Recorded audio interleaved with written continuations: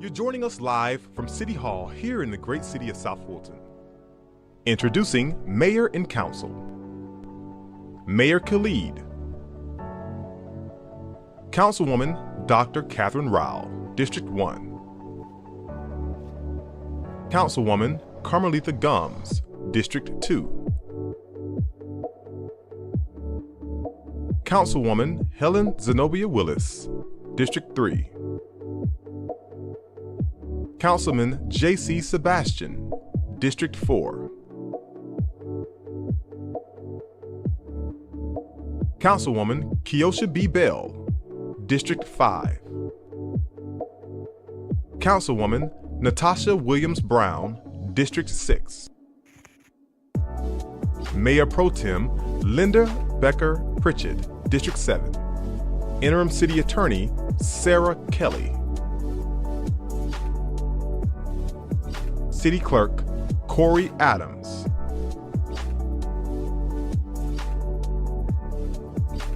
City Manager Sharon D. Subadan. Thank you for joining the City of South Fulton Council meeting, a city on the rise. Good morning, everyone. Welcome to our special call meeting for the first of our 3 millage rate hearings. We are here live at 5440 Fulton Industrial Boulevard, 30336. We'll be here for a couple of hours. Come join us. Mr. Clerk, please sound the first item. Or the roll call, I'm sorry. We have this roll call video. Go ahead. Yes, sir. Good morning to Mr. Mayor, members of council, and the general public. It's the roll call for today's millage rate special call meeting. The Honorable Catherine F. Rao, District 1. Present. The Honorable Carmelita Gums, District 2. Here. The Honorable Helen Z. Willis, District 3. Present. The Honorable J.C. Sebastian, District 4. Here. The Honorable Keosha B. Bell, District 5. Present. The Honorable Natasha Williams Brown, District 6. Present. The Honorable Linda B. Pritchett, District 7. Here. And the Honorable Mayor Khalid. Present. Mr. Mayor, you have a quorum. All right, before we go any further, today is a special day. It is the birthday of our Mayor Pro Tem, Councilman Pritchett. Let's wish her happy birthday. All right, please sound the first item. First item on today's agenda is the millage rate presentation by our city manager, Sharon D. Subadan, and Althea Fillard Bradley, Chief Financial Officer.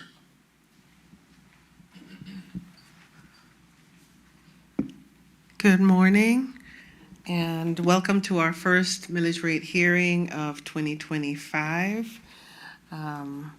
We have a presentation. I'm going to hand over to the CFO after a few slides, but I want to make sure that we explore a little bit of a reminder of what the millage rate is.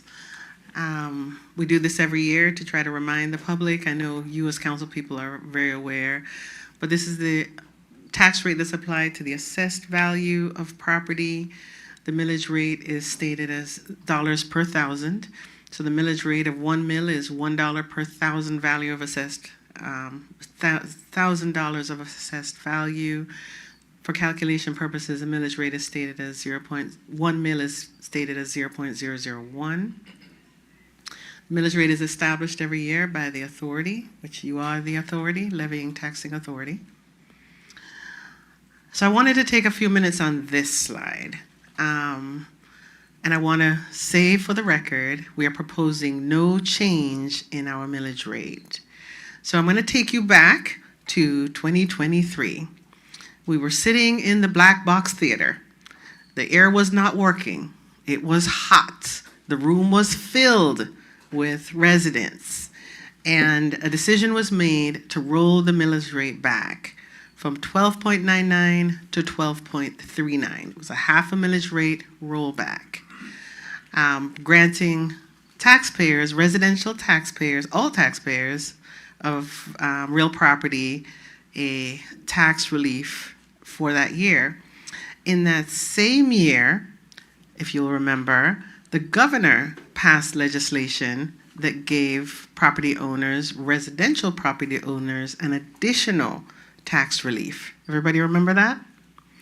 So our residential tax payers have actually enjoyed a rollback in 23.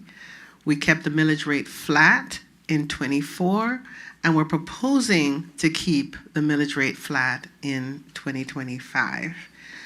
When the CFO, Philip Bradley, comes up, she'll talk a little bit about House Bill 581 and how that is impacting the city, why we made the decision that we did to opt in, and how that is also beneficial to residential taxpayers.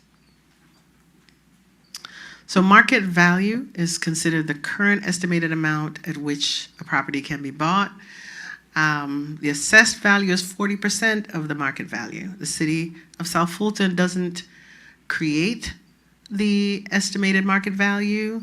That's done by the county appraiser, county tax commissioner. They make that determination. We don't. They often reassess, look at the market conditions to determine the market value of a property. The assessed value is 40% of market value. So if a property's market value is $100,000, the assessed value is $40,000.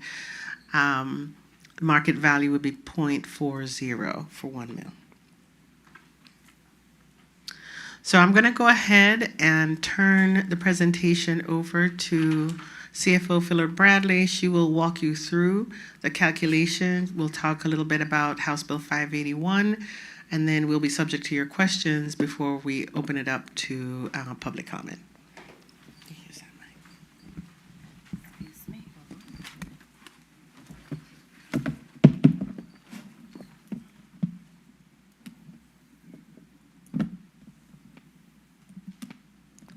Good morning.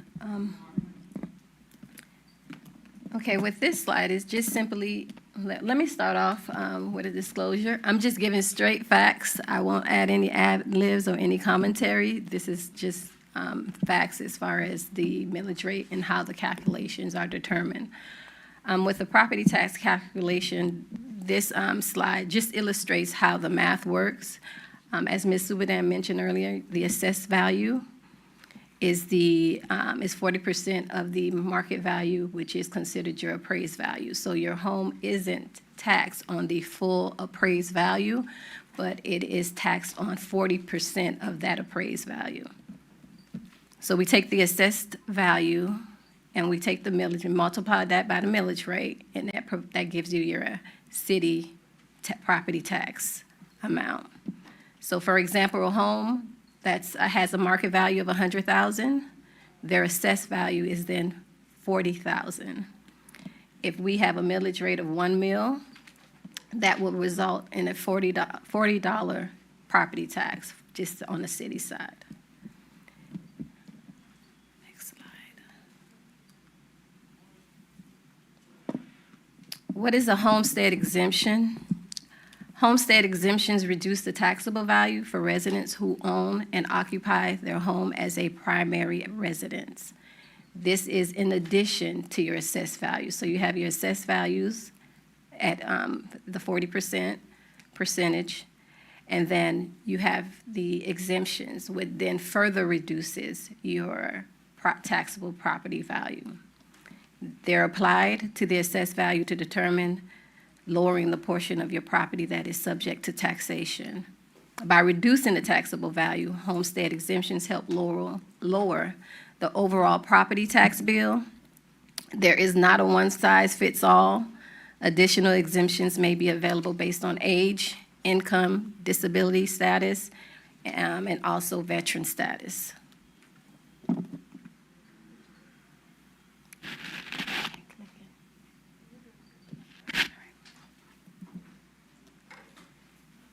Things that you should know as far as like what is being offered.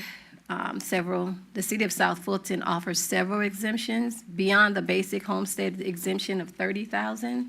There are other exemptions, again, for seniors, those with disabilities, and veterans. And Fulton County also offers specialized exemptions for seniors as well, and also for public safety officers killed in the line of duty for their surviving spouses. Each exemption type has its own eligibility requirement, so it's important for residents to consult with the Fulton County Tax Assessor's Office to ensure they're taking full advantage of the benefits out there.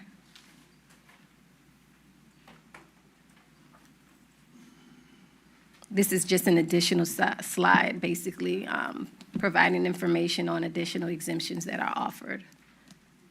And also, we have the Fulton County Tax Assessor's Office information on this slide for any further information that is needed on exemptions. What's new? House Bill 581, property tax relief. House Bill 581 represents one of the most significant legislative changes we've seen in recent years regarding property tax relief. It was designed to help protect homeowners from sharp increases in property taxes caused by rising home values during periods of inflation. The bill limits the annual increase in assessed value for homesteaded properties at the rate of inflation based on the Consumer Price Index. As for the city of South Fulton, however, this legislation doesn't cause or create a major shift for us because we've always offered the same level of protection through our existing floating homestead exemption. Our local homestead exemption, which has been in place since we were incorporated, has capped annual increases at the lower of 3% or the CPI. So we have a more favorable CPI float exemption than what was passed by the state of Georgia, because it caps our increase to 3%, where the state of Georgia is basically, it caps it wherever the rate of inflation is with the CPI. So we have a more favorable exemption. But what is new and beneficial to our South Fulton residents under HB 581 is that our assessed values will be frozen at our 2024 levels for the 2025 tax year. That typically means, because I received my tax bill from Fulton County, and I do live in the city of South Fulton, and I received a notification that does show that my 2025 tax bill is frozen at the assessed level of 2024. So for me, because I haven't had any major home improvements, that means that my tax bill for the city's portion should be the same. And that should be the same for all city of South Fulton residents.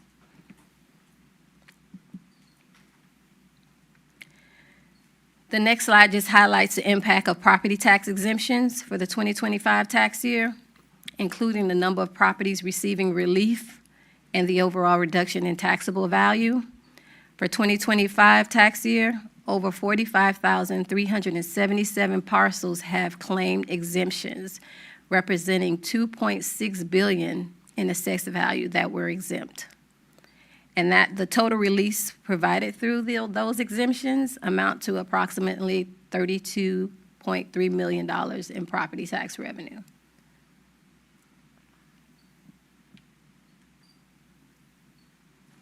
This exemption glossary just provides definition and descriptions of various property tax exemptions available to qualified homeowners. This information should also be available on the county's website, but we can also make this, I believe it's also available on on the city's website.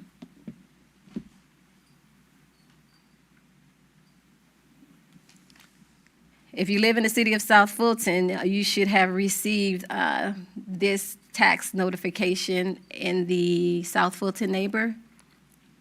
This is a required public notice that promotes transparency and how property taxes are levied and how they are changed over time. Excuse me. It lists the current tax digest. It breaks down the total assessed value with all the taxable property for the current year, categorized by property type. It also provides a 5-year history of levy, a summary of the past 5 years showing assessed property values, millage rates adopted and proposed, and total property taxes levied. And it also advertises the first public hearing.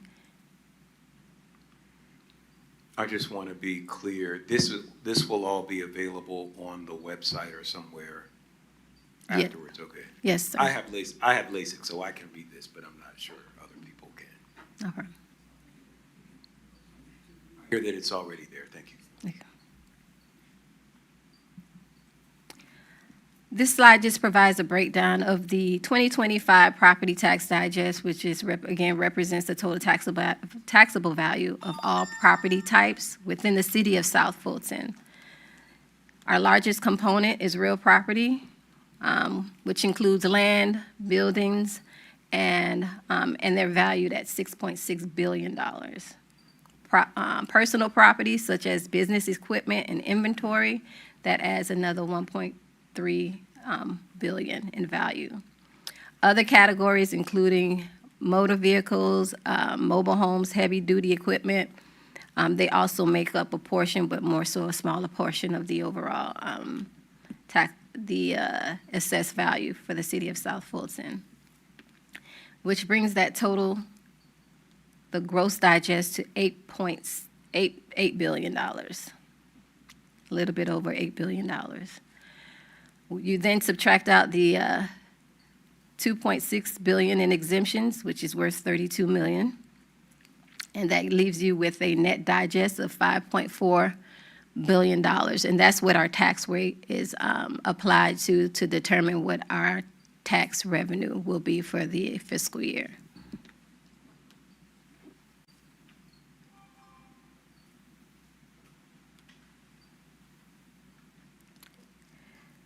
Again, we are not proposing an increase in the city's millage rate. It remains unchanged at 12.399 mills.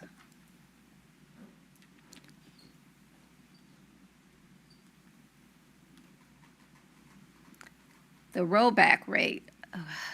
The rollback rate is the millage rate that would generate the same amount of revenue as the previous year, but without accounting for any increases in property tax values. And for 2025, if most of the residential homes that are homesteaded should not see an increase, again, because they're frozen at the 2024 level, so long as they did not have any major improvements to their home, they should not see an increase in their assessed value. For 2025, the calculated rollback rate is 12.315. However, again, the city is proposing to maintain the same rate, 12.399. But because the millage rate is not, even though the millage rate is not increasing, state law requires us to advertise this as a tax increase because overall property values, like commercial property values, have increased. So we have to advertise it as a tax increase, even though we're proposing to adopt the same millage rate.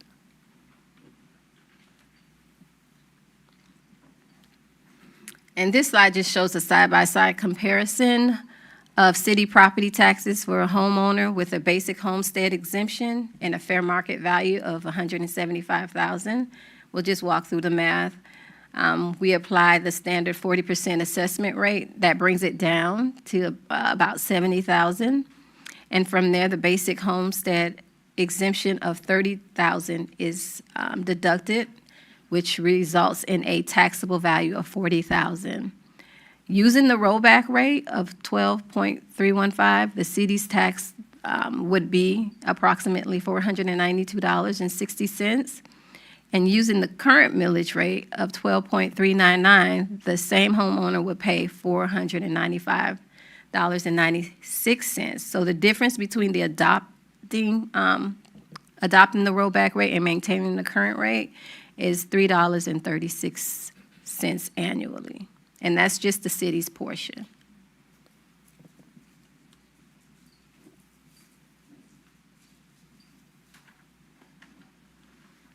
And this side is basically shows how the city's projected property tax revenue is calculated under both the current millage rate and the rollback rate. And the difference between the two is approximately, with our, when we take the current millage rate against the net digest, the property tax revenue is 67 million. When we take the current digest and multiply it by the rollback rate, it's 66 million. It's a difference of about 455,000, I believe. Yes, $455,000 in revenue.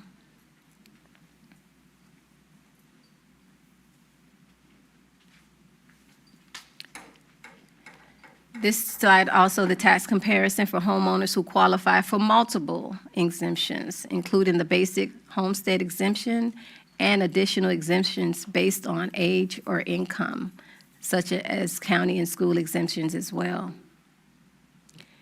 In this example, the fair market value of the home is $320,000, and the assessed value is at 40%, which is $128,000.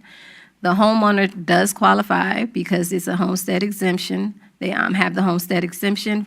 They qualify for a $30,000 local exemption and a $10,000 county exemption. And they also qualify for a $10,000 statewide school exemption, bringing their total taxable value down from $128,000 to $78,000. And using the current millage rate versus the rollback rate, the difference is $6.55.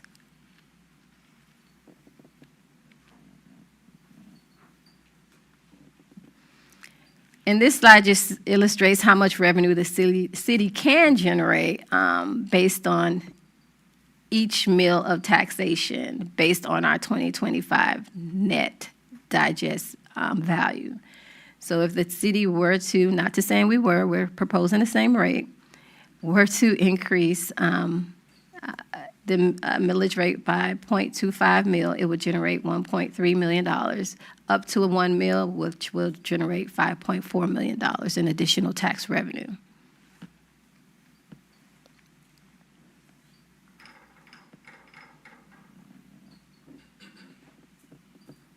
Just reiterating that we're holding the millage rate, we're proposing to hold the millage rate at 12.399, which I believe has been the same millage rate for the past 3 years. This would be the third year.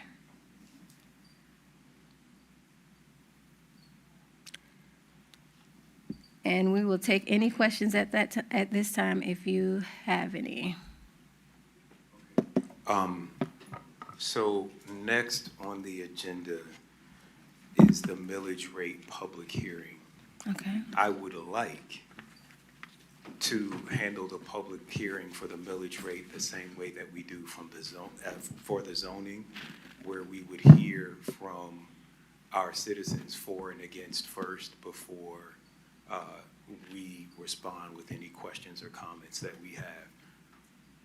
That being said, I know that several people have heard about the millage rate cap, which is completely different than the conversation that we just had. But before people come up and start with their public comments, many of which will be on that, can we hear a presentation about the millage rate cap?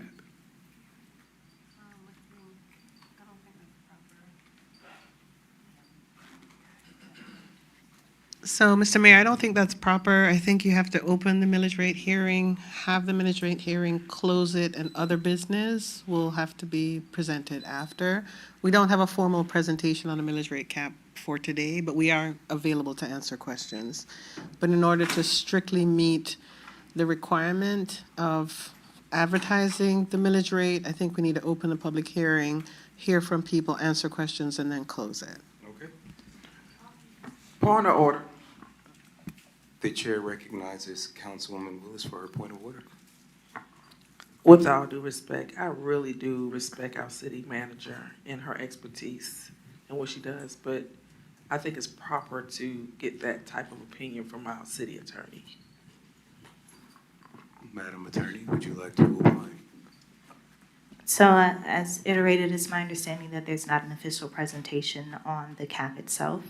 I would suggest that we, in an effort to give the public an opportunity to be heard, to ask them to limit their comments to what has been presented, and then if there's a conversation that the council or the administration has about the cap afterwards, allow them to comment on that, just to make sure that we're not for lack of a better term, cross-contaminating topics. The presentation was regarding the millage rate, allow public comment regarding the millage rate and questions from the council regarding the millage rate, and then tackle the cap separately. Okay, and will there be, so are you suggesting that we have a second set of public comments for people who have questions about the cap? I would, just to make sure that there's clarity on what topic is being discussed, and also just for clarity, there are no official positions for or against. This would just be handled in comments generally. Yeah, got it. All right, so you heard that. You're going to get to talk again about that. We're going to just have this hearing about maintaining the same millage rate. The chair recognizes Mayor Pro Tem Pritchett. Councilwoman Rao's in the queue, and then I can go after her. I was just trying to get your attention. Oh, okay. The chair recognizes Dr. Rao. First of all, thank you for your presentation. I particularly appreciate page 19 of the presentation slide because I think I want to know if that 320 is the average home value in our city. It is, okay. I think that's important for residents to look at because it really shows we have an exemption that's 3 times the rate of the county or the state that we give in the city of South Fulton. But more particularly, a lot of people ask me about the taxes, and they're always commenting on their taxes going up. And as you can see, on the average value of a house that's $320, you're looking at less than $1,000 of that tax bill actually coming to the city for all the services we provide. So I think that's very insightful for people to look at that. That's just really a comment, and you already addressed, which my main question was, is the fair market value the average household value in the city? So thank you for that. All right, the chair recognizes Mayor Pro Tem. So, Mr. Mayor, I guess according to parliamentary procedure, I believe that we have to follow the agenda unless we amend it. And based on a resolution, the citizens can make comment related to the topic on the agenda. So the secondary issue of the millage rate cap is not on the agenda, so I believe that it would not be appropriate for questions or commentary to be made related to that matter for those reasons, and if the city attorney would like to opine. Madam Attorney. So the resolution itself does hold some significance relevant to the cap itself. And so if there's commentary that the public would like to make about the cap, it is relevant to the resolution that is before the council. I do agree, just for formality purposes, if the council would like to amend the agenda to give them an opportunity to comment after, the council was free to do that, but there is some discussion relevant to the cap that's on the agenda.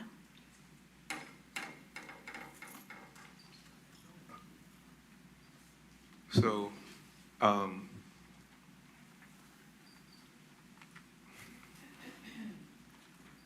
I made a suggestion. Now we're going to have discussion about the suggestion, and now we're going to have discussion about the discussion, and we're probably going to have 2 rounds of public comments instead of 1. The question on the floor is whether we handle all of the issues at once or whether we split them up. There's now a question that if we split them up, we'll have to amend the agenda to have a second round of public comment.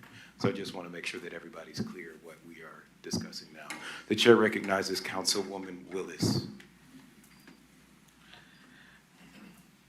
We have residents that are here to make public comments relative to the millage rate.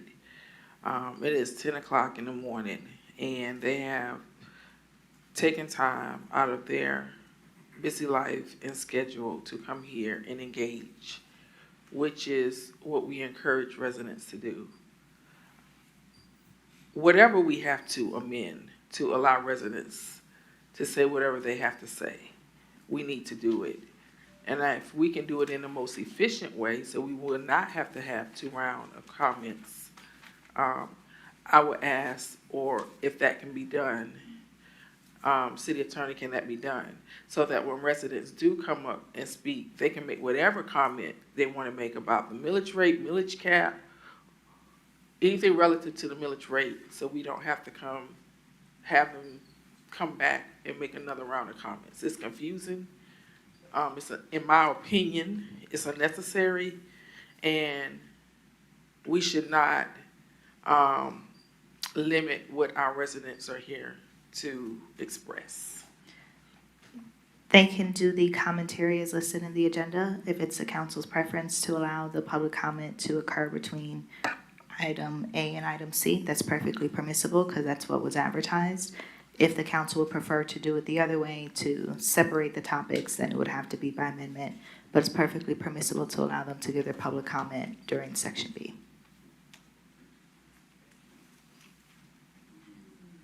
Did you want to make a motion? I know that you're in the queue. So she said the motion is not necessary if we allow them to do what's already advertised. Okay, good. The chair recognizes Councilman Sebastian. Good morning, everyone. I'm a little bit confused because I did not see anything with regards to this meeting being advertised to discuss this millage rate cap. However, I do agree that there are people who are here, and there's been a little bit of confusion in the public because I've talked to a few residents that thought we were having a discussion on the millage rate cap today. But having said that, I do agree that people are here to talk about it. And my personal opinion is that we should make it clean. And with that said, I want to make a motion that we add item B1 as public comment for the millage rate cap. Second. B1, he said. B1, millage rate public hearing. If whatever the number is, I would not suggest putting it after the approval of the resolution for the Public Facilities Authority, because that's a totally different item. Okay. But I'm suggesting do 2 different hearings so that we can keep it clean and make sure we're keeping it legal by doing what we can do as a council, which is to adjust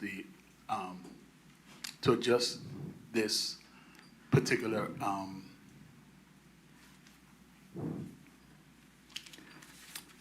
Can I offer a friendly amendment? to adjust this agenda. Yeah, go ahead. I would just ask that the city manager, before people give comment, give some general context, because I've got a lot of calls. I don't know what spurred all those calls and questions about it, but I think based on the questions, they're really out of context.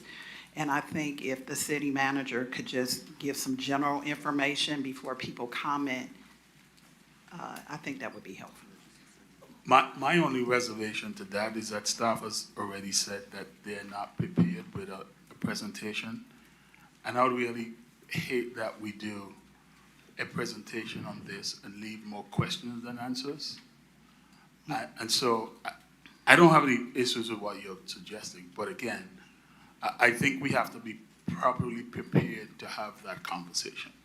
And I don't know if we are today. And so for me, hearing from the public, which will take on the advisement, even as the presentation for the future is going to be prepared. Me personally, that's the proper way to go. So I just want to suggest, let's hear from people on this since they're here, and let's keep it clean by adding an agenda item. And that's my proposal, that's my motion. And I believe there was a second. Yeah.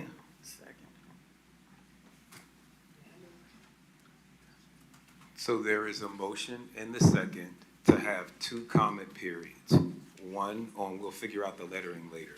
One is for just the millage rate, and one is a separate public comment hearing for the millage rate cap. There has been a motion and a second for that, for 2 public comment periods. We're now in discussion on that motion. The chair recognizes Councilwoman Williams-Brown.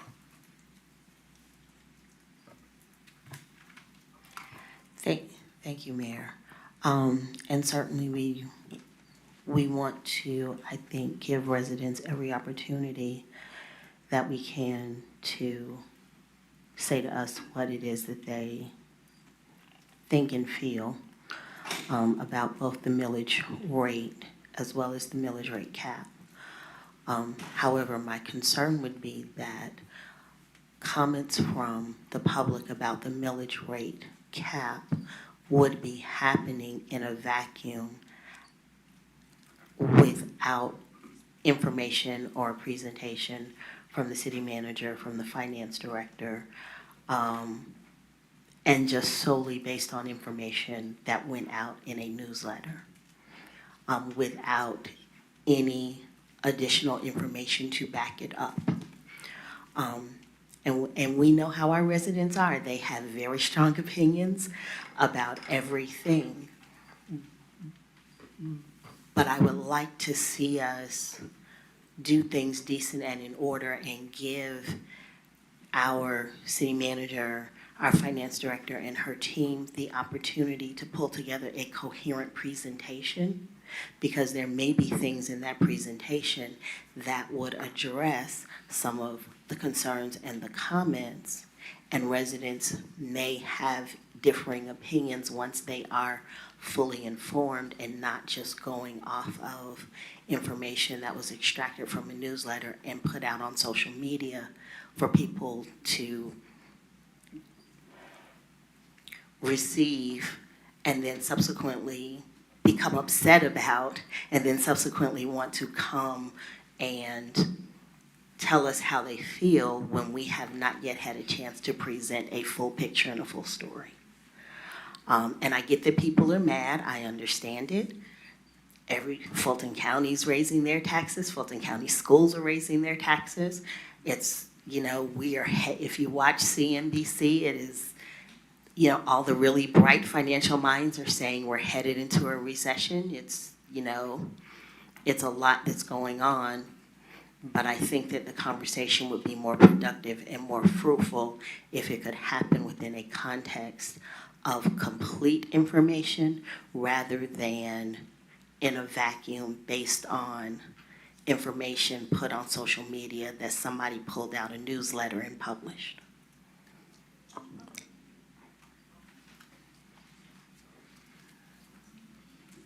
All right, Councilwoman Willis, are you in the queue again as well?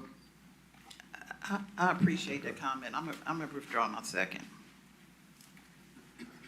All right, Councilwoman Willis.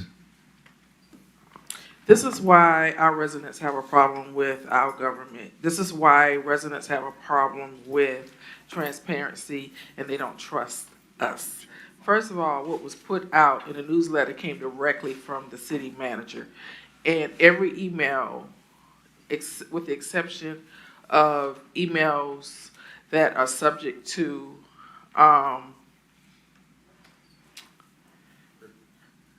privilege information, is subject to open record request.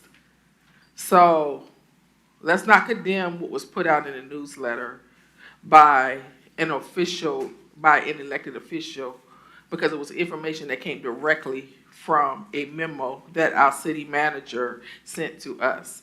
Second of all, let's be transparent. The recommendation about the millage rate cap came from our financial advisor, who is sitting in the audience. So we don't need a presentation from our city manager or our finance team. If we have questions or we need clarification, we can simply call Mr. Ed Wall up here to explain why he recommended us removing the millage rate cap. So I'm going to second the motion. And residents, I do believe you're here to speak on millage rate and millage rate cap. You took time out of your busy lives. You took time out of your schedule to come here and engage with us, and you should be allowed to. So I am going to second the motion of Councilmember Sebastian, because I do believe that if you are here to engage with us, you should be allowed to engage with us.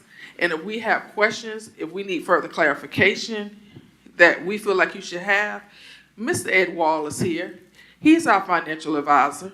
He gave us a clear reason and instruction why he recommended we should remove the cap, because we're seeking a bond rate, and the information was given to us from our city manager, and my colleague put it in a newsletter.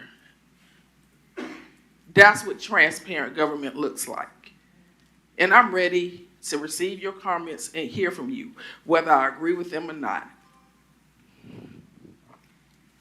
All right, so I'm going to go ahead and close discussion and let's just take the vote for whether or not we're going to have 2 public comment periods or 1. Either way, we do have people here that can speak to the issue, and I suggest that you all just prepare some comments. Let's just take this vote by show of hands for 2 public comment periods. So 1, 2, 3 in support. All right, so that motion fails. We're returning to the agenda, and I'm going to return to the suggestion that I made a few minutes ago, like 20 minutes ago. But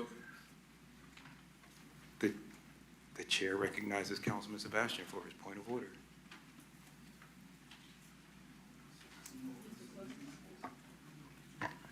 Now, according to the laws of this city, residents cannot comment on anything that's on the agenda that is not germane to what is being discussed. Am I correct, Madam City Attorney?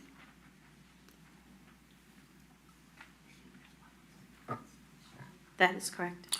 So, in essence, we're telling you by that vote that you cannot comment on the millage rate hearing because it is not on the agenda and it was never advertised for this meeting. If I'm incorrect about that, Madam City Attorney or Mr. Clerk, please correct me, but I have never seen anything advertised for this meeting on the millage rate cap.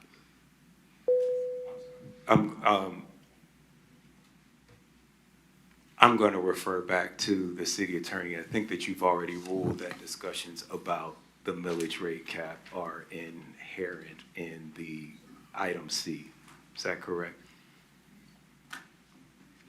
The millage cap is not explicitly listed in the resolution, but there are some things regarding the resolution that is germane to the millage cap itself. I do agree with Councilwoman Williams-Brown that this is a complex situation. It would be my preference to do a presentation. We don't have one here today, but it is up to the council to vote on what they want to do today. I want clarity because this request for council approval of a resolution establishing membership and composition of the City of South Fulton Public Facilities Authority does have language around a millage rate cap. People are allowed to talk about the millage rate cap. So let me be very clear. The resolution itself does not mention language specific to the millage rate cap. Right. The resolution is very bare bones, just that the city is creating a PFA and appointing its officers. However, the function of the PFA is relevant to the millage cap. Does that answer your question? Yeah, I think people can talk about it. So, Madam, I'm going to ask if we could have our financial advisor come and say a few words about the millage rate cap, and then I'm going to open the public hearing and keep this meeting moving along. And people are going to be able to make whatever comments they want to make. So before people make whatever comments they want to make, would our financial advisor like to make any comments? Point of order. The chair recognizes Councilwoman. The attorney said that they should be separate. So we need to open the public hearing, get their feedback on the presentation that our CFO gave. As you mentioned, there is an opportunity, but this is not it. She advised that we do not mix the two topics. Okay, the I'm going to millage rule on rate. I'm going to rule on your point of order. She advised, but she did not say that it is illegal. So, and the next thing is people are going to want to suspend the rules. People want to talk about the millage rate cap, and it's going to happen. It's going to happen. So what I am trying to do right now is get any feedback from the city before the citizens come. Because the next thing is the citizens are going to come, and I'm not going to stop them. Fine. The reality is we are here and available to talk to any constituent, but she clearly advised how we should govern ourselves in this. We just had a failed vote. To me, that's usurping the process, and I would ask that you preside in a way that is advisable per our city attorney. Okay. The motion failed. I'm going to go, the motion has failed. I'm going to go ahead and open the public hearing. Mr. Clerk, please sound the item. Mr. Mayor, the next item is item B, millage rate public hearing number 1. We do have 5 speakers who have signed up to speak.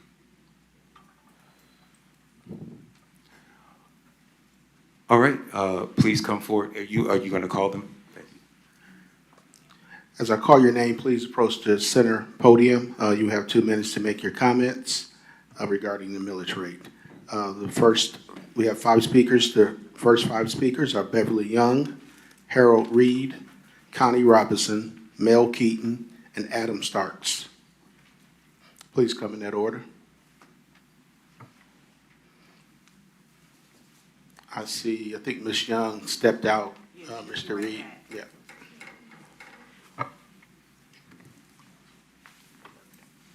Mr. Reed, please. I will let you know my comment related to the millage rate cap. It did not relate to the millage rate. So I will relinquish my time because as I understand your discussion, I will be out of order speaking about something that has not been addressed before this body. All right, next speaker. Connie Robinson. Good morning, Mayor, Council, City officials. Connie Robinson, District 2, Palmview Court in South Fulton. Also, grassroots organizer for HOA collaboration, representing well over 60 HOA communities and 5,000 homeowners. And I wanted to speak on the millage rate. However, I wanted to say that the presentation we received is not really anything different than we've already were aware of. It was mentioned about the 2023 hearing in which the millage rate was rolled back. I was present at that meeting and fought for that millage rate rollback, considering some of the budget items that were listed that we thought, when I say we, the homeowners that are part of the collaboration, we had discussed, the budget and items that we felt were unnecessary. And so for an increase at that time, it was really going to be harmful to a lot of the homeowners as we were coming out of the pandemic.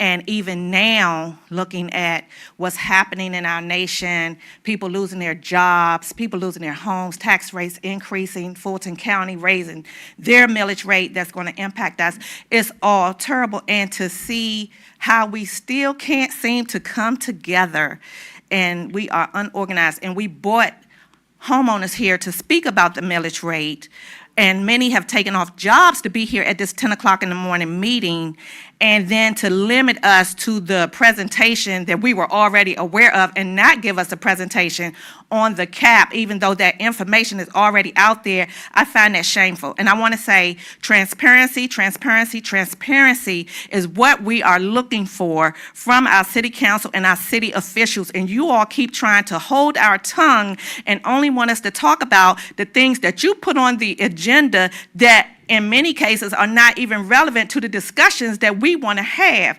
And so at this point, I just want to say impact fees. They can help us.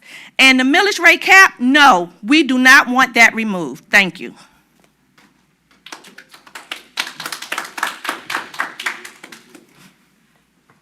Mr. Mel Keaton.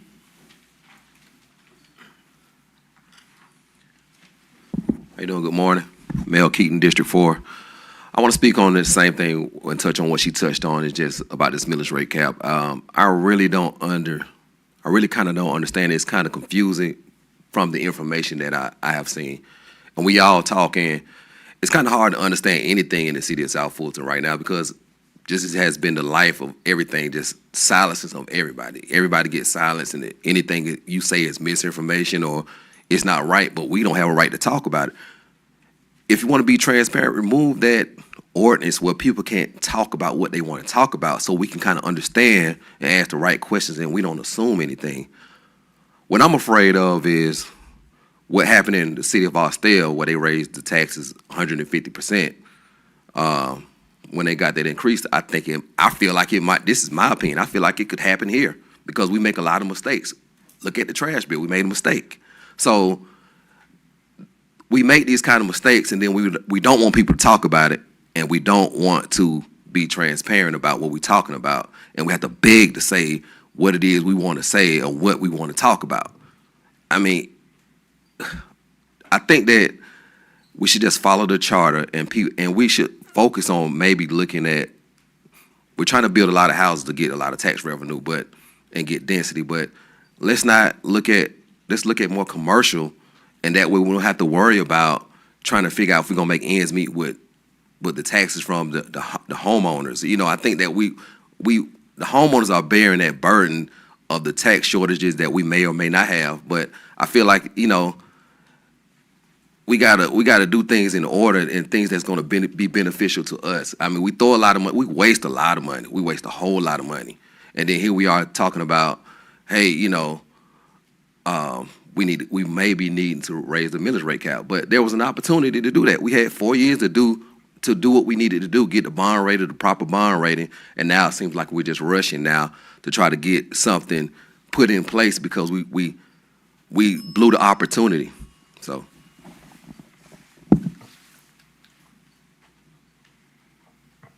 And the last speaker card is Mr. Adam Starks.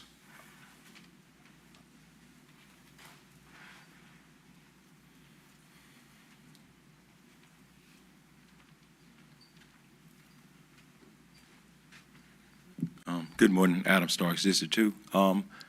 Like the previous comments, I was more in kind of learning about the cap. So if that can be opened up, I think most of the citizens would like that to be opened up. Thank you.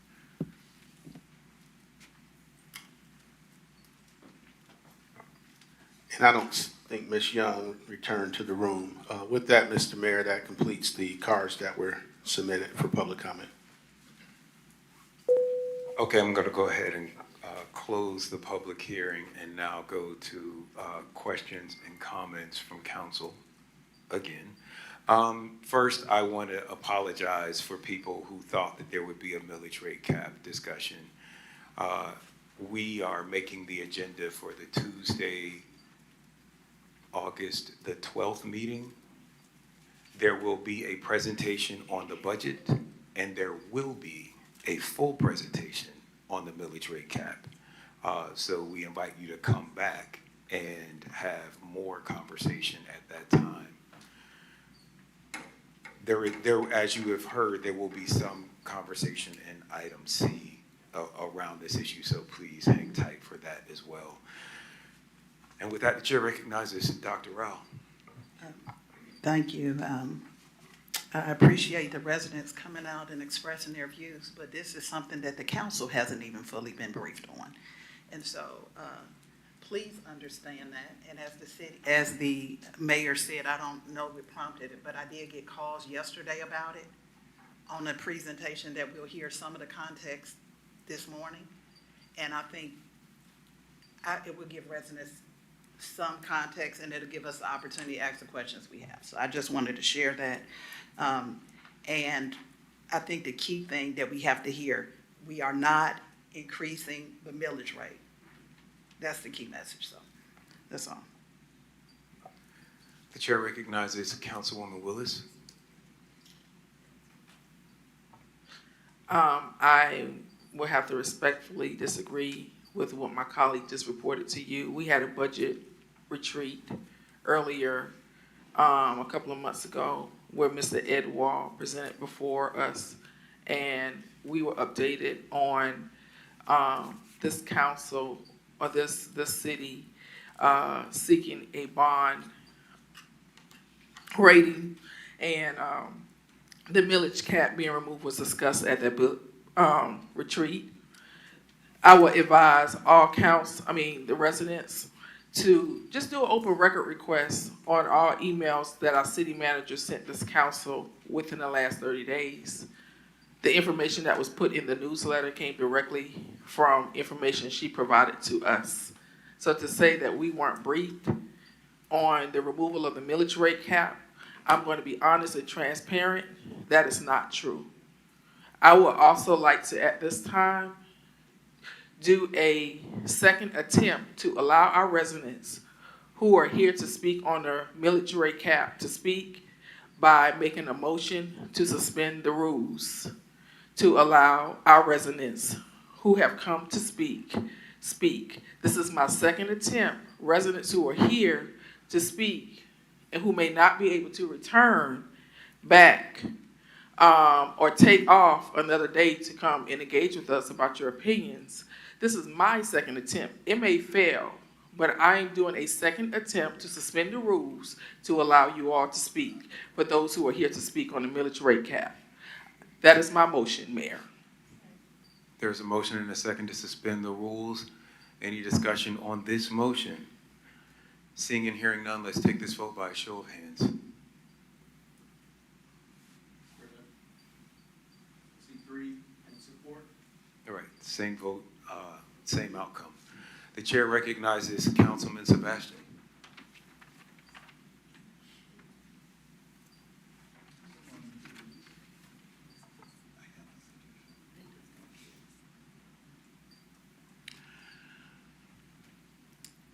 This is exactly why I tried to do what I did before in saying add something to the agenda and let the residents have their voice without us having much feedback or comments on this, because this is part of the agenda item on Tuesday, and we are all not fully prepared to have this discussion, because you've just heard two of us right here having difference of opinions as to whether we were prepared or whether we have all the information.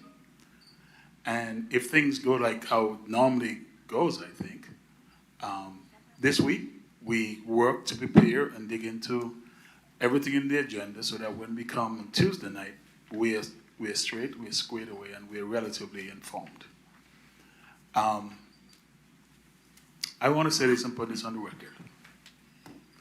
I am known on this council for being tax diverse. And the reason why that is, when we were fighting to create the city of South Fulton, we promised residents in those streets out there that we were not going to be gouging them with taxes. That's why I initiated the conversation in 2023 about lowering the millage rate, which at first we didn't quite take that well, but eventually we all voted for it, right? And we have not had any discussion since about raising that millage rate. This is going to be the third year we have kept that lower millage rate. And again, we want to make sure this discussion coming from us and the staff on the cap is tight, and we can make a presentation that citizens would understand and be clear. But because people are here, I find it appalling. That we have the opportunity to hear from people who have taken their time off to come and hit, regardless of the confusion. I find it appalling that will stop people from making their comments, even though it might be out of context a little bit. At least we will know what people are thinking and what they're feeling right now. Okay, so with that being said, Mr. Mayor, I relinquish the floor.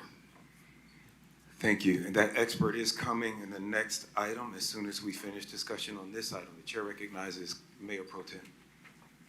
So, to be honest, I don't know what newsletter, what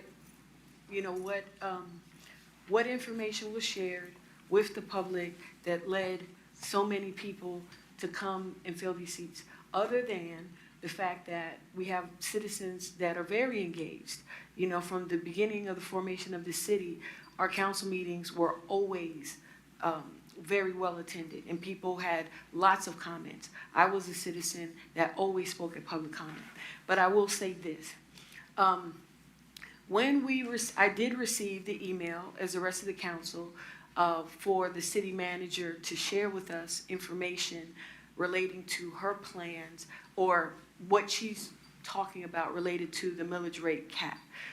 I believe that when information is shared internally, that everybody can govern themselves accordingly, but I don't necessarily think that we should jump the gun and just start sharing with the public things that have not been filtered through, things that if she was prepared to make a presentation today and it was placed on the agenda, I think it would be appropriate. I did ask, or I did sponsor a resolution to allow everyone to speak at public comment about whatever you want to talk about, right? And that failed, right? So what I'm saying today is I hold many town hall meetings to discuss whatever it is that is pertinent, things that are important in the communities. If you want to talk to your council persons and you want to get information that they want to give you, you know, encourage them to have more town hall meetings. We have lots of events in our city, but I choose to have those type of meetings because I think that that's the venue to properly discuss things that you want. And at those meetings, I've never had the city manager attend one of my town hall meetings, but other council members have, and other staff members that are available to answer your questions. I do, you know, we all get training on how to conduct meetings, how to handle city business. And that's why we have an agenda, because we just don't come up here and willy-nilly want to discuss what we want to create as the hot topic. We know it's important to discuss, but you have to deal with what's appropriate.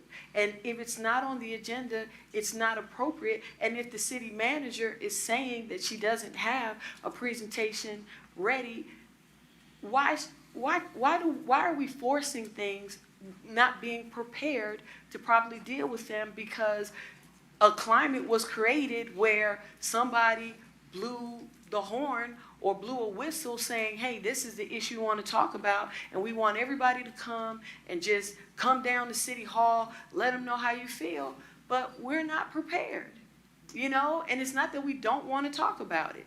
We are not prepared to talk about it in the manner that would be most appropriate. Sometimes we have to stop this posturing. And I know that that's hard. People will get offended, and that's hard to hear. And I'm not saying posturing from the residents, so I'm making that clear.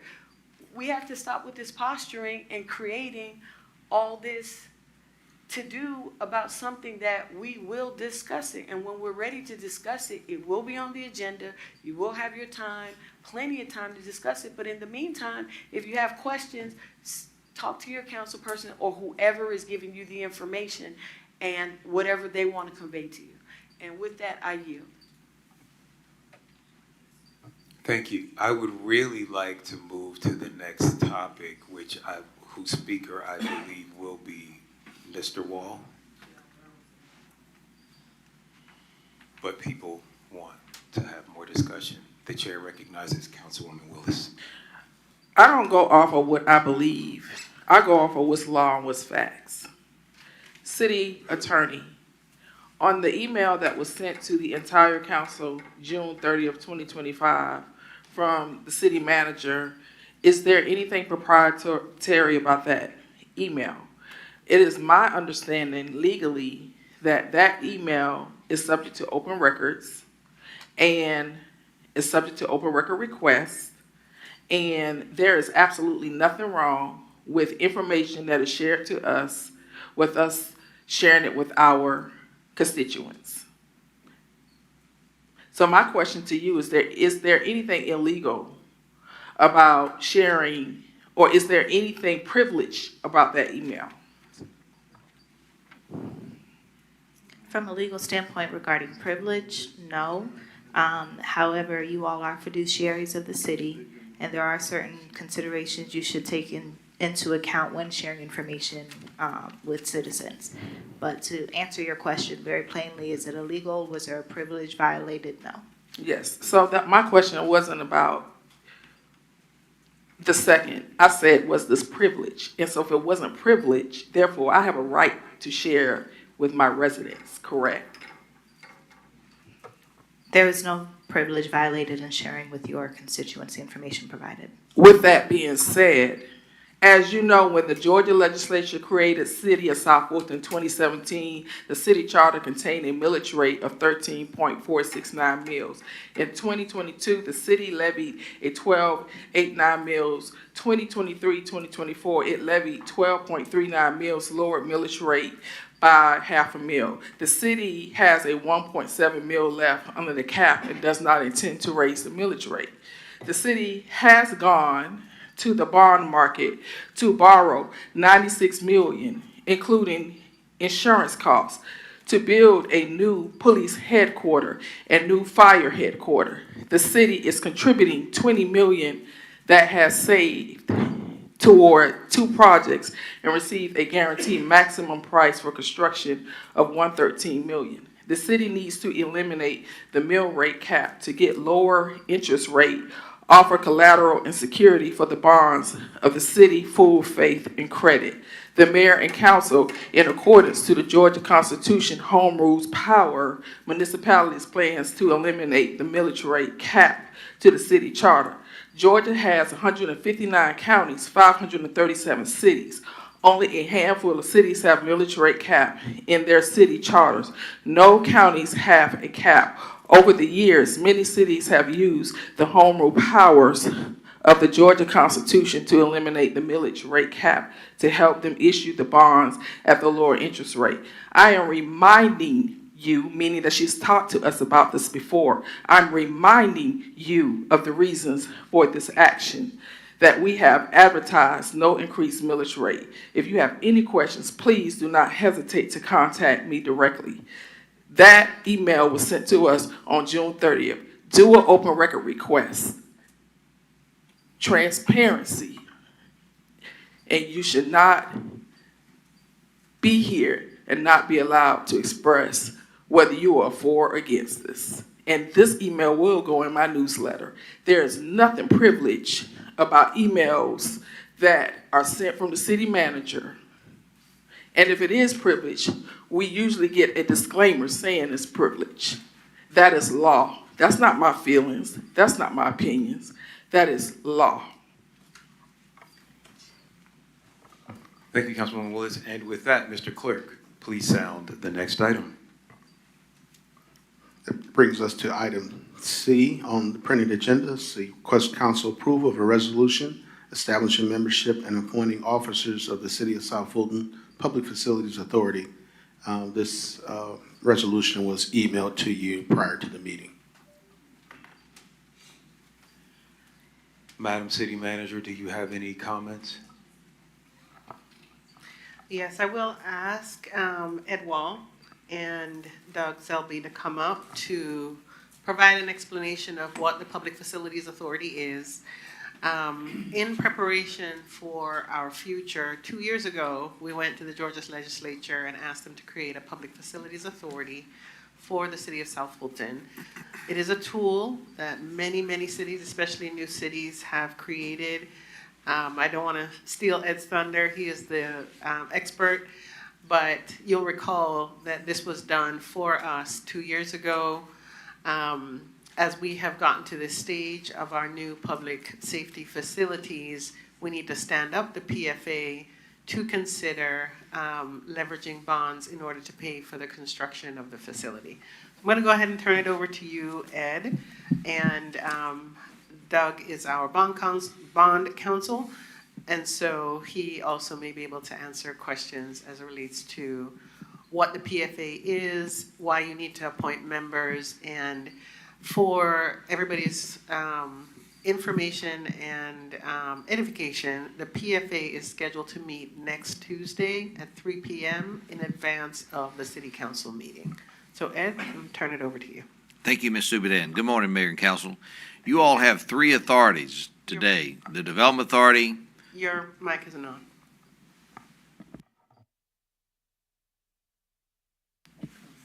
Good morning. Can you hear me now? All right, great. Good morning, Mayor and Council. You all have three authorities that exist today: the Development Authority, the Downtown Development Authority, and the Urban Redevelopment Agency. 1983, the city of Union City tried to use its Downtown Development Authority to build a new city hall. And there's a famous Georgia Supreme Court case in mine and Doug's business that it's called Odom versus Union City DDA, and it says that a development authority can only do projects for private enterprise. It cannot do projects for governments. And so in 2019, when you all did your only bond issue that you have, $19 million, you all created an urban redevelopment agency. Georgia law allowed you all as a body to create it, and you appointed yourself as members of it. The Urban Redevelopment Agency says that you can do urban redevelopment. You have to draw a map and include areas in the city. You have to declare the area blighted, and you have to adopt a redevelopment plan. When you all were thinking about the project of the fire headquarters building, the training facility, the police headquarters building, you had an option to use the URA, but you had to go through all that rigmarole of adding the map to it, declaring a redevelopment plan, declaring the area that you picked as blighted. And so many, many cities and counties have gone to the Georgia legislature and created a PFA, a Public Facilities Authority.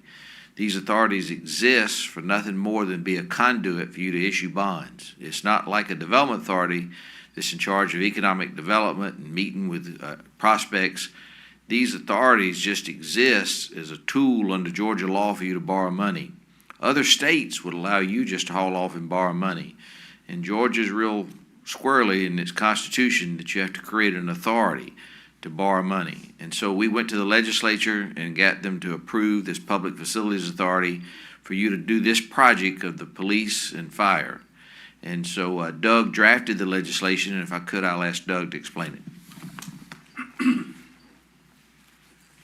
Well, it's Doug Selby with Hunt and Andrews Kurth. It's done a good job of describing essentially what the Public Facilities Authority is, but it's a conduit authority that you would appoint the members of.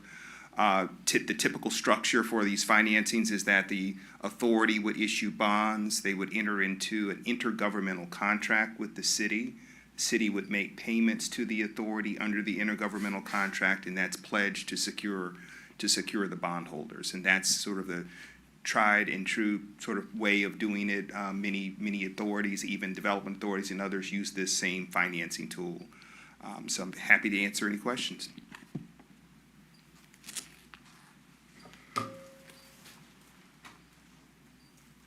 I'm looking at the queue. Are there no speakers in the queue for this topic? The chair recognizes Dr. Rao. So when we set up the URA, how was it different? I know at the time I was one of the appointees and we signed many papers. What is the difference fundamentally between that and the Public Facilities Authority? Two things. One is the manner of creation. So the urban redevelopment authorities are created under a state statute. It's a statutory authority. And so every city and county has the ability to create one without going back to the General Assembly. A Public Facilities Authority is created for you by the General Assembly through the local delegation process. And so that's the difference. The other difference is powers and sort of what you can do. Just as Ed pointed out, when you use the URA tool, you're declaring an area that meets the redevelopment criteria, so that's a blight finding, and that may not apply to the area in which you want to do a public facility, and so therefore a PFA allows you to do a financing without that sort of declaration. It's limited. It's got to be for public facilities, so you can't do anything, but you can do public facilities through that authority. So powers and the manner of creation. So primarily the creation, that it happens by the General Assembly, and that we don't have to limit it to certain areas that are blighted. That's right. And it has to be a public facility. Those are the three distinctions. That's correct. Okay.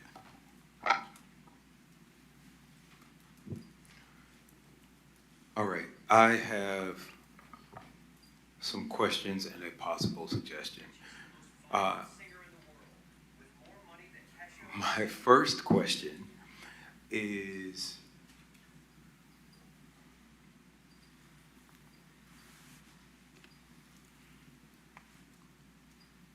I wanna order my questions. Well, so this item, we're in discussion today about appointing members for this Public Facilities Authority. I want to be clear that there are 5 voting members and 2 non-voting members, and that is set by state law. Is that correct? Yes, sir. All right. The thing that the Public Facilities Authority would vote on are the issuing of bonds. Yes, sir. That is correct.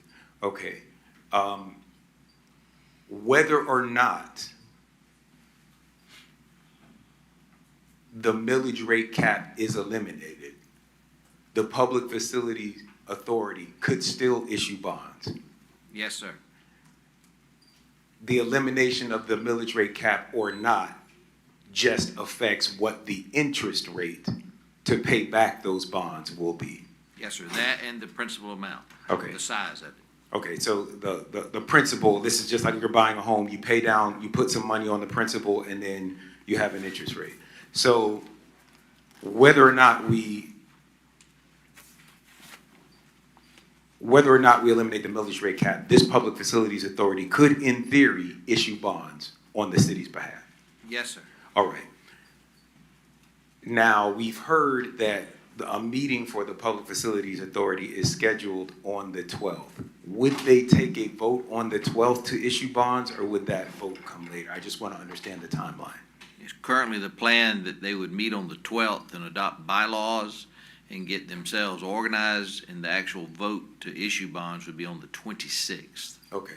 So that is what is being proposed. That is not required by law. They are not, we are under no legal obligation to meet by the 12th. If we decide that we want to push that date back, we can do that. Yes, sir. All right.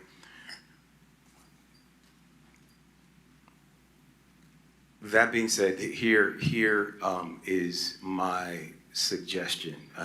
We are really talking about the membership of the Public Facilities Authority. First, I think that we might be moving a little bit too fast, and we may want to push the Public Facilities Authority meeting back past the 12th. Maybe we want to push it to the 26th, right? And so the citizens have heard the presentation first before we just, set up an authority and get ready to vote on things that we haven't even been presented. That's my first suggestion. My next suggestion is about the makeup of this membership. This is my suggestion. I want to try and lead a discussion now. It seems clear to me that the 2 non-voting members, we need a secretary and a treasurer. It seems clear to me that a good secretary would be our city clerk. He keeps minutes for many of our official meetings, and that our treasurer would be the CFO. If we issue bonds, she will be responsible for reporting on the status of those bonds anyway. Is that correct? Yes, sir. Okay, so that's my suggestion for the 2 non-voting members. That leaves 5 voting members. Given the contentiousness of this issue and the anxiety that some residents have about both issuing bonds and raising the millage rate cap, it would be my suggestion that 2 seats on those boards, on that board, go to citizens of South Fulton who are not running for office and have bond experience. We could we could accept resumes from people. I've had a conversation with one or two people who have bond experience. One of them is willing to do it, one of them is not willing to do it. We have done this process with the DA and I think the DDA where we've gotten resumes from people, but I think having two citizens sit on that board, hear all the information, and be a part of that decision-making process is it is a chance for us to be both transparent and inclusive, and to get some people with municipal bond experience, because I don't want to talk out of turn, but I don't think any of us up here have experience with issuing municipal bonds or managing municipal bonds. That would leave 3 seats on the board. My suggestion, again, would be that those 3 seats are held by people who are not running for office this year or next year, which would leave exactly 3 people on this council: Dr. Rao, Councilwoman Bell, and Councilwoman Pritchett. That is my suggestion of how we make up the board. If we did those things and we allowed residents to apply for positions on the board, we would not probably be ready to set up the board by September 12th, which I think would be okay with most of our citizens if we slow this process down. And with that, I yield, and I will open the floor to council's comments, questions, and motions about that. The chair recognizes Councilwoman Willis. I have a question. Usually these type of public facility boards are made up of council. Am I correct? Yes, ma'am. Of all the public facilities authorities that I know of and done business with, like Decatur and Brookhaven and Sandy Springs, the only one I know that's not the mayor and council is one in Stockbridge. Stockbridge has citizens, but that public facilities authority is just a conduit. It doesn't have any assets, it doesn't have any money. It'll only meet to borrow money if it's some project you all want to do and you all are paying for it. And so in most cases, mayor and council serve as members of that organization. Okay. Second of all, you said 2 non-voting members, 5 voting members. Can it have more than 5 voting members? Because this council has 7 council members and the mayor. So is it possible we can structure this like we did the URA? We appoint our officers, but we have the entire voting body, be the city council? Because the General Assembly created the PFA, we'd have to go back and ask them to amend the bill to increase the membership from 5 to 7. Okay, so it could only be 5. Until next, General Assembly comes to session next January. So you could change it and add 2 members in January. Okay, so with that being said, if anyone is appointed to this authority and for some reason they're no longer serving in the capacity they're serving now, the persons who fill that role, will they simply replace that person, or how would that work? Yeah. Members that are on the board that also are council people, your service is tied to your service as a council person. You'd come back to the council to appoint a successor. Okay, thank you. So that should not have no bearing on whether or not some of us are running for office. If some of us are running for office and whoever, if we return, we still govern ourselves accordingly. If someone else fills our seat, then that person will fill that role. Is that what I'm understanding? I'd want to confer with the city attorney, but my reading is that this council would have to appoint the new person. So it wouldn't automatically be the successor of a person. Okay. That's correct. Okay, thank you. I have a couple of comments. First of all, Mayor, I appreciate your recommendations, but I totally disagree with your recommendations. I think that this facilities authority should be made up of people on this council. And I do feel that we do have experience with authorities. We did the URA, and it was $17 million. And so I just caution you to stop putting out misinformation and assuming what people have in their backgrounds, because you don't know what we have in our backgrounds. You don't know what experience and subject matter expertise we have. And you served alongside of me for 8 years, and it's just appalling that you didn't know that we had experience in this, because we did create the URA. So we do have experience. You may not claim that as experience, but I do. People running for office and serving on this facility should have no bearing on our decision. I have my own recommendations, and I feel that if you have been named as a violator in the forensic, now this is my opinion, since you gave your opinions, let me give you my opinions. If you've been named as a violator in the forensic audit or operations audit, how can I trust you to be over or oversee our public facilities authority, and when you can't manage your own funds? So in my opinion, it shouldn't be anybody who has been named as a violator of financial policies. That's my opinion. You gave yours, I'm giving mine. So I have my opinions on who I would like to see serve on this board in certain capacities as well. But I would like for us to try to build consensus and not make this an ugly, contentious fight. I disagree with your recommendations to the board, because I think we should spread the love. I think there should, if others have had opportunity to serve in leadership roles and authority with the URA authority, we should look to others to do. And I think that's the fair way to do it, but I hope we can do it without having a public display or discourse. Thank you. I yield.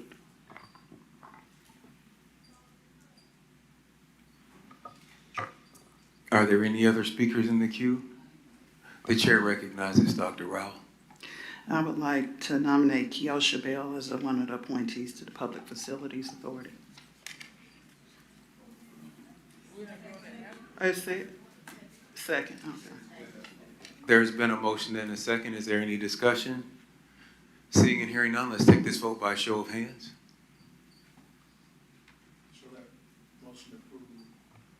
Show that motion approved unanimously, 7-0. All right, the chair recognizes Councilwoman Williams-Brown. Thank you, Mayor. I would like to nominate Councilman J.C. Sebastian for one of the positions on the board. There is a motion and a second. Is there any discussion? Yes. The chair recognizes Councilwoman Willis. Would it be appropriate for me to make a substitute motion, since I've been recognized? Someone has released. You can do a friendly amendment. Could I do a friendly amendment or a substitute motion? You could. I would like to make a substitute motion to nominate Councilmember J.C. Sebastian to the board, and also Councilmember Gums to the board. It's been properly moved and seconded. Any further discussion? All right, seeing and hearing none, let's take this vote by a show of hands. Record that motion approved unanimously, 7-0. All right. There are 2 seats left. I do feel very strongly that at least one of those 2 seats, I really feel like both of those final 2 seats should be residents. We don't have to appoint all the board members today. There are residents, and I want to be clear, I didn't say that no one that has been named or that no one sitting up here has experience with there's a lot of cross-talking always. Point of information, Mayor. We do have to appoint the board today. Why is that?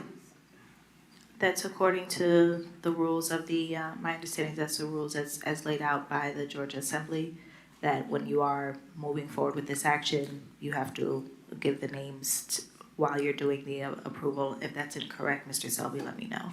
That's okay, yes, ma'am. So all of the board members have to be appointed today? Yes. Because we started with one, we have to name everyone. Yes. All right. There are people in the queue. Before I relinquish the floor, as I said, and please correct me if I'm wrong, And me too, but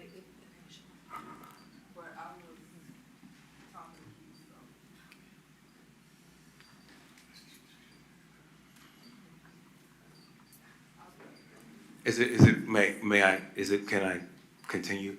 Okay. I do think that it is important that someone who sits on the Public Facilities Authority has experience managing or issuing bonds. And I have reached out to people. One of them, Mr. Hill Reed, is here. He declined the offer. Another person was my appointee to the Development Authority, Nathan Lewis. I can forward you all his resume. He has decades of experience managing municipal bonds. He is a resident of District 3, and he is a long-term city resident. This is what he does for a living. Again, I think that it would be a great olive branch to the citizens to nominate a citizen to this board. And with that, the chair recognizes Councilwoman Williams Brown. You were somewhere in the queue. People were shouting out. Is your queue working? Point of order. The chair recognizes Councilwoman Willis for her point of order. The queue is working, and Mayor, let's be fair. You see Councilmember Gomes, you see Helen Willis, and you see Keosha Bell. Now, because I have already spoken, I would be willing to get out of the queue and let Councilmember go. I mean, I'll go out, and if I have, I'll go back in. But let's be fair, Mayor. Let's not play games. Right. Let's not play games. As you are not an IT person, you cannot say whether or not the queue is working for everyone up here. It was up here. It was up here. Councilwoman Williams Brown, have you been trying to get into the queue? There's a lot of crosstalk. People are like, I'm in the queue. I'm in the queue. That happens throughout the meeting. I have, but it's not important. Okay. Councilwoman Gomes.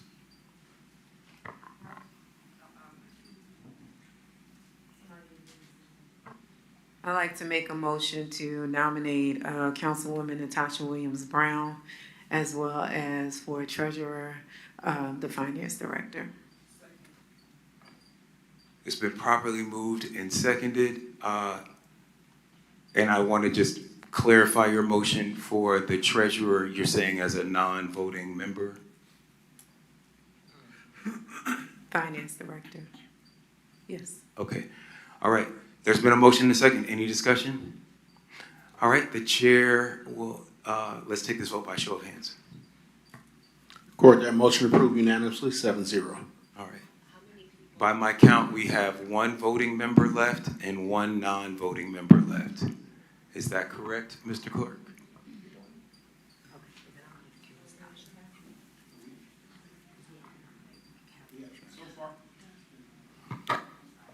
Yes, so far we have appointed as voting members, Councilmember Bell, Councilmember Sebastian, and Councilmember Gomes.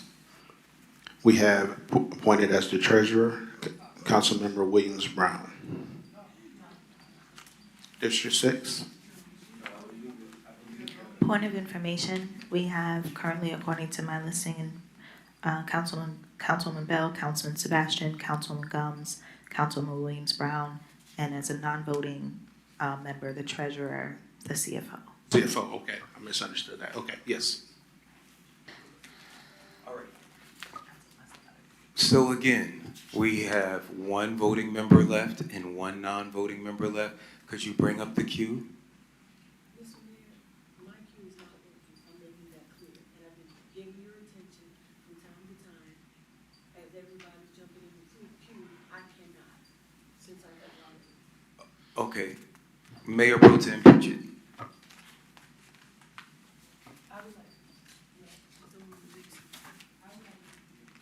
I would like to nominate Councilwoman Rao as a voting member.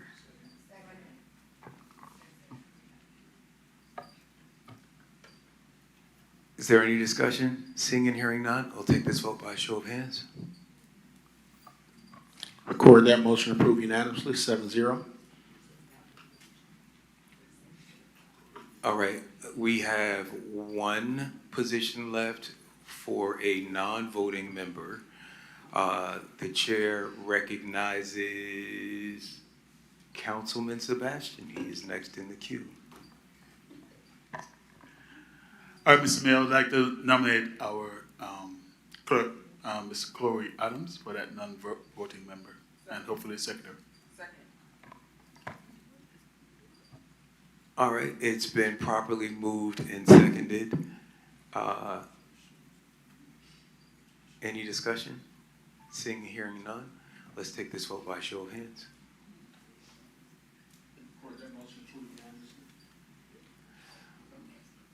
All right. I believe this concludes our meeting for today. Please sound the next item, or the chair will entertain a motion to adjourn. Second. Any discussion?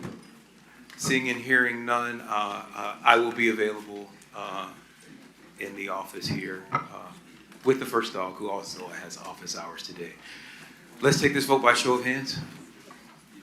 Record that motion approved unanimously. We are adjourned at 11:36 a.m. Thank you.